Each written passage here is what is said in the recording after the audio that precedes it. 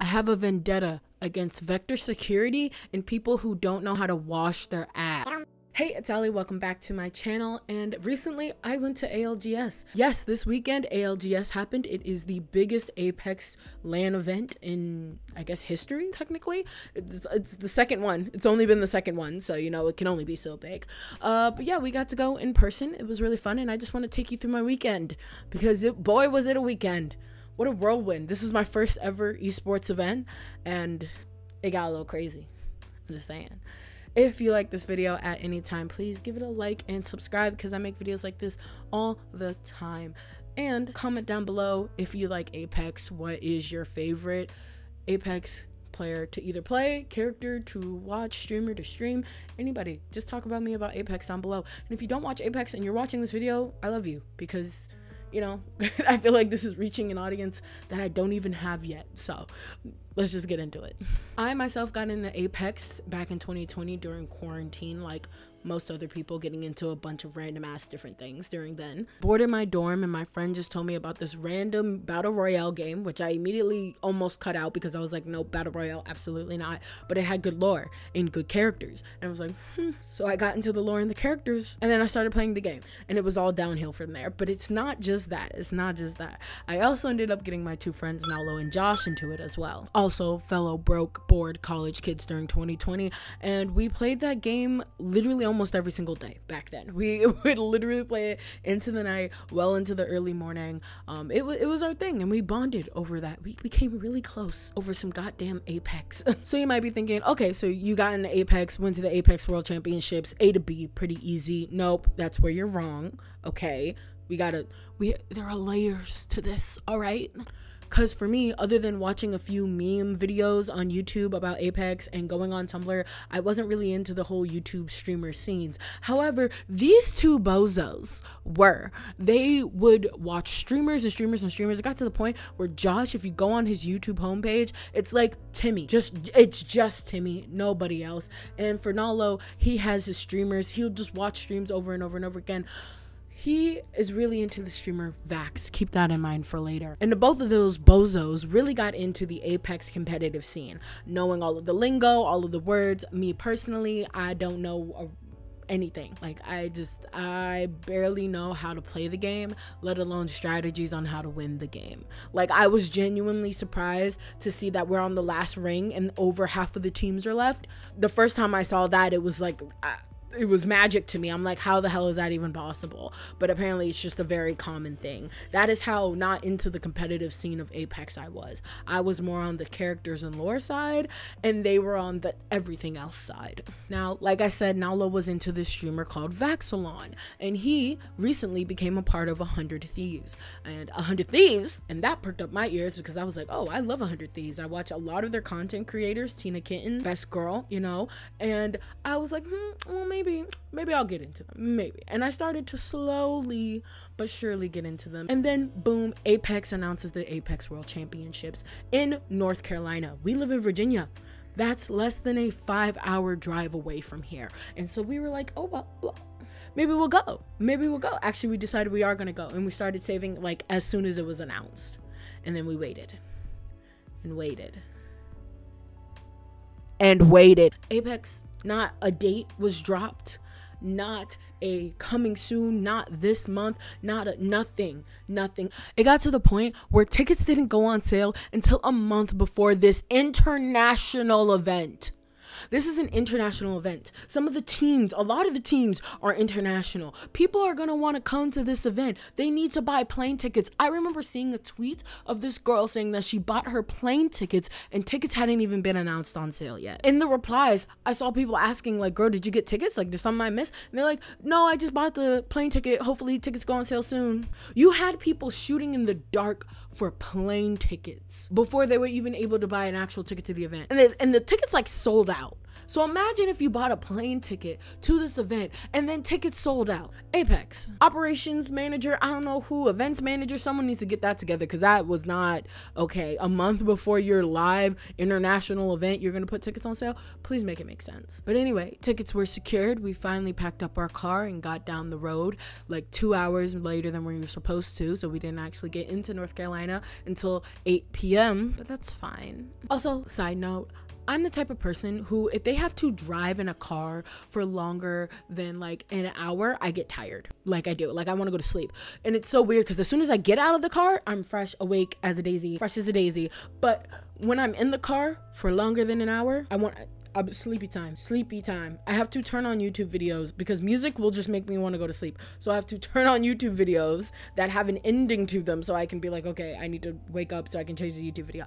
It's better than crashing. That's all I have to say. Moving on. Like I said, we got there around 8 p.m. to our spacious and very chic Airbnb. And while that nice gentrified Airbnb was great, that's not what we were here for. We were here to watch nerds play video games on TV live. So as soon as we dropped our stuff down, we zoomed towards the arena. It was pouring rain and I was wearing sandals, but hey, that's okay. You know, we got to keep pushing along. We get there, we get inside. The people who were working there were very, very nice. They just scanned my stuff and let us in with my tote bag. Keep that in mind for later.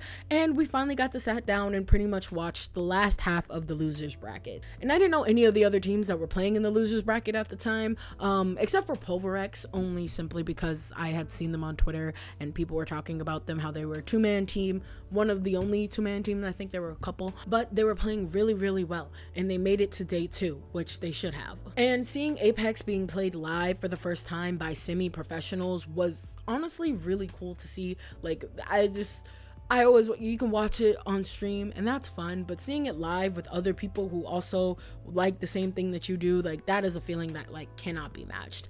It ended at like midnight and we got out and went and got cookout, long ass line, fucking cookout. Why does cookout always have a long ass line? Anyway, we got that and then we went to bed, but not without a plan. See, we had a plan because Nalo had mentioned in the car while we were driving to North Carolina, while he was watching the stream that was going on, that he didn't see a whole lot of people cheering for 100 Thieves. And we were like, oh, no.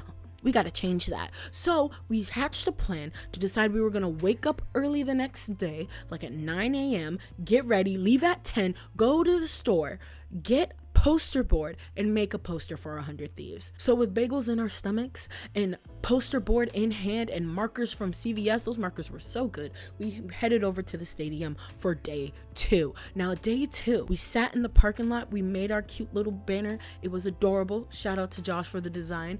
And then we headed inside, but wait, pause, Vector security strikes. They told us I couldn't bring my tote bag in. My tote bag was not that big. It wasn't. But I guess they were like, well, it doesn't really count as a purse and it's not small enough, nor is it clear, so you can't bring it in. And I'm like, you know what, whatever. I brought it in last night, but whatever. Sure, fine.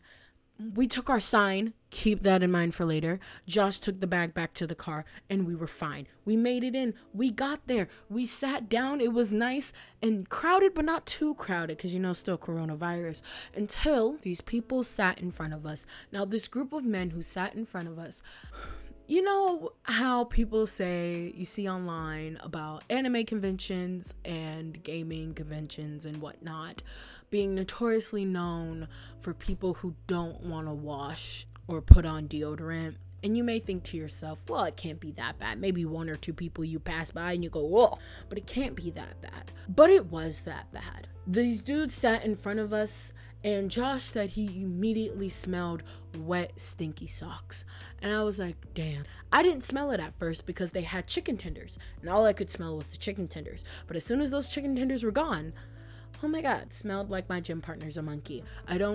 Please, dear God, wash your ass. And the smell did not go away. It lingered and it would waft every now and then. And God forbid if they opened up their arms and cheered, God forbid.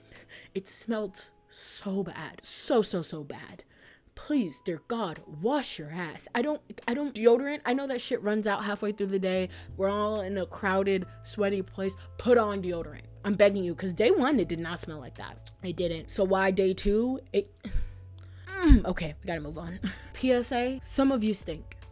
You just do. Please bring deodorant. You could, you know, we may not have been able to bring my bag into the venue, but you can bring deodorant. No one will stop you. Just a little spray deodorant, a little stick deodorant, something you can stick in your pocket. They make travel size deodorant, something. I know men have a lot of pockets. Please use it. But anyway, we were finally there to watch the winners bracket play, which is like the top notch games of the top notch esports people. So it was fun. It was fun. It was really energetic. It was live. It was loud. It was great. I barely knew what the hell was going on. Half of the time all I saw was caustic gas and spitfires going all over the place.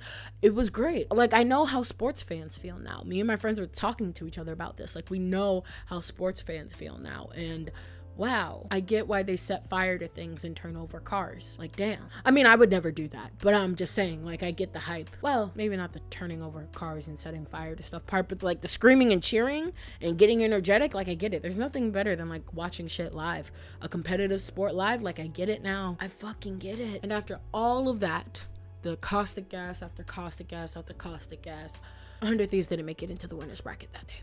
So they were going to be in the losers bracket for later that day at like 6 p.m. But we were hungry. We were hungry as hell. All we had to eat was bagels that morning. So we were like, you know what? Let's go to get food. We'll get food. We'll come back a little bit later in time for the rest of the losers bracket. And, you know, hopefully 100 Thieves will make it. We go to get sushi. Very mid sushi, I might add. That sushi was buy one, get one free. The rolls were buy one, get one free. I'll let you think about what the quality of that sushi was. In the meantime, 100 Thieves won 3 games, the first 3 games of the losers bracket, back to back to back. And we were literally sitting at the table like, are you joking? All of that for some mid sushi. It wasn't even good. It wasn't good. I'm surprised I didn't get sick. It was not good. Anyway, we zoomed back over because we were like, wow, I guess 100 Thieves wants to fucking do this now. Once again, it was raining, so we stepped through the rain. Luckily, I wasn't wearing sandals this time. And we got in. And then Vector Security strikes again. We're 0 for 2 at this point. And Vector Security, the same lady who checked us in the first time, was at a different entrance. And she was like, you can't bring that back in. And I was like, damn, all right. I thought, you know, security would be gone just like the first day, but it's fine. And then she said, you can't bring that sign in either. And we were like, we brought it in earlier. And then she said, you brought it in earlier. I brought my bag in earlier too, but not really. But like, she didn't need to know that. And she was like, whatever, like, go through. And there were other security guards standing there too. Like, I think people who actually worked at the arena and not just the Vector Security people that they hired out for the event. Because they just were like, just come on through. Just come on through. They were the same type of people who checked us in the first day, the first night we came in. And they did not give 2 flying fucks. They checked my bag for like whatever, but they didn't care about my sign, and they checked my bag and it was fine because my bag was not that fucking big. And so we were really like, okay, that was weird, but all right. And we made it to the losers bracket, the latter half of the losers bracket, and 100 Thieves didn't win the entire time we were there. At this point, we were like, what is happening? Are we the bad luck charms? We came to be good luck charms for 100 Thieves, and they didn't win a game, but they won when we were not there. But that's okay, because by the end of it, Poverex played their hearts out. Shout out to Poverex. They were so cool. And we got Nice Wig, the streamer, who also is in 100 Thieves, to sign our poster, and he thought it was really cool. So overall win for the night. And 100 Thieves made it into the winners bracket. And then my friends went to the club, and I stayed at home because I was a loser who was very tired and anxious. And I just coronavirus, you know. But I did get pizza from this really cool pizza place, but I didn't film it because I was really anxious at the time. But it was really good. It was really like big ass slices of pizza. It was great. You just gotta take my word for it. It was great. And then it was finally Sunday, the championships, the last day. We got kicked out of our Airbnb at 11 a.m. And the finals weren't till 5, so we had to kill time. We went to a brunch place, best brunch I've ever fucking had. Holy shit. That brunch was so fucking good. Lobster omelet, cinnamon roll French toast. It was so good, so good. Oh, I forgot to say, before we went to brunch, while we were waiting for our table, we stopped at a GameStop that was next door, and the dude at the cashier was very, very nice. But in this ancient relic that was a GameStop, he really tried to sell us the premium membership. And he said he made us promise that when we would come back that we would get it. And I was like, sure, dude, not from here, but sure, I'll get the GameStop membership. lobster omelet. That's all I have to say. And then we realized, because we got kicked out of our Airbnb, that our fourth friend who was with us, Des, had nowhere to go, so we needed to buy her a ticket. And it was sold out. Tickets were sold out. We went to the box office to ask, and it was sold out. So we had no choice but to try and buy from someone who was selling their ticket online. That was a stressful like 2 hours. Shout out to Josh again. He really pulled through for us on that one. He found somebody on Twitter. He had to deal with what we could only assume were children trying to sell their tickets for a quick buck, because why did we have to go through 3 different people? His friend of a friend of a friend was the one who had the ticket, and not the dude who was selling it online. I don't know what that was about, but we did get the ticket after Josh had to deal with some children. So everybody go say love you, Josh, because he really pulled through for that one. We got Des a ticket and we went to the venue. Now she also knows even less about Apex. She doesn't play the game. She barely knows that it's even a game in the first place. She's into video games and stuff, but she just doesn't know nothing about Apex. So she was just there to have a good time, and she did. She had a good time. We got there, we got in line. We didn't bring our bags this time because we knew. Got up to the line, we got up to security, and then the lady wasn't there this time. But you know who was? This random ass white man, also Vector Security. I'm going to fight Vector Security. You know what they said to us? They said that you can't bring your sign in. It's too big. The sign we've had for the past 24 hours at this event, you can't bring it in. You're gonna have to tear it into 4 pieces because that's the size we allow. Now, if one would look back on our events, you would see that, yeah, we probably could have called that coming because of the day before with Vector Security and the morning before with Vector Security. Vector Security is going to catch these hands. I'm so tired of them, because you want to know what happened? We ripped up our little sign into pieces, devastating, but we weren't going to just take it back to the car. No, someone had to be there to root for 100 Thieves. So we ripped it up. It was a sad time, but we ripped it up in a way that all 4 of us could hold the pieces and it would say go 100 Thieves, you know? We did. And then we got to the arena, we sat down and we look over and there's somebody with a full sign, same sign they got from fucking CVS probably like we did, and it was full. No tears, not even creases. So we were like, maybe they hid it somewhere, but there were no creases to show that they folded it up. So I really would like to know, where the fuck did they get in? And how the fuck did they get in? Vector Security. And it also seemed like Vector Security was only on one side also, which is weird, but whatever. Me and Vector Security are gonna fight. We're gonna fucking fight. Like, we were genuinely so sad because we were like, damn, like, are they even gonna see it? Josh worked so hard on that. But then later, the operations manager for 100 Thieves Esports said that he saw our signs and that they saw our signs, and that was all we could fucking ask. But anyway, we were finally inside. The championship started. That shit went, I don't know why it started at 5. It should have started at 1 because that shit went all night long. But every single game was a nail biter. Edge of my seat like this. I was literally like this on the edge of my seat for like probably like hours and hours and hours. Like, my back hurt at the end of it because I was literally like this staring at the fucking screen. Like, no, like, you really did not know who the fuck was gonna win every single game. Like, it's not one of those like, oh, like, so-and-so's probably gonna get the next touchdown, or so-and-so's probably gonna score, and you can probably tell like where the game is gonna go probably about 3/4 of the way through. No. Not with Apex. Every single game you had no idea who was gonna win, who was gonna take more points, whatever. 100 Thieves not only won a game for us while we were there, but they won while we were there, and they were the second team to get to match point. Amazing. Crazy. I mean, it was insane. I never screamed so hard in my life. I still am like recovering my voice. My voice is like still recovering, which is why I've been talking like this. They did not win the championship overall. Dark Zero did. Shout out to them, you know, Aussies. Shout out to them. But they got number 3. They placed number 3 and number 1 in our hearts. My heart is over here, but the Apex pen is over here. In our hearts. And then Nalo got to meet Vax and we got him to sign our poster. So honestly, it was a fucking win at the end of the day. Honestly, this trip was crazy. I'd never thought I'd ever go to a live esports event, like, ever in my life. I love video games. They are an integral part of my life, but esports has never been something that I thought I would ever be interested in, because I never thought I'd be interested in the sports. And here we are. And I had one of the best weekends, probably the best weekend of this year with my friends. It has been rough, let me tell you that. So getting to just get out of the state for a weekend and hang out with my friends and go do something fun has been like truly amazing. So yeah. I hope you enjoyed this little story time video interlaced. It's kind of like a vlog, but like I wanted to talk about it. I didn't want to just throw it into a vlog on my second channel. Go follow my second channel where you can see vlogs. But I really wanted to like sit down and talk about it because this is something that I didn't think would be special for me, but it is. If you want to talk to me about Apex, down below in the comments, hit me up on social media. You can hit me up on anything.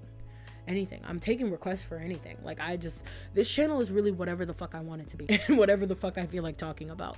So you know, come talk to me about anything. If there's a show you specifically want me to talk about, a movie you want me to talk about, Thor is probably going to be the next big thing I talk about. So if any of that you want to talk to me about, do that.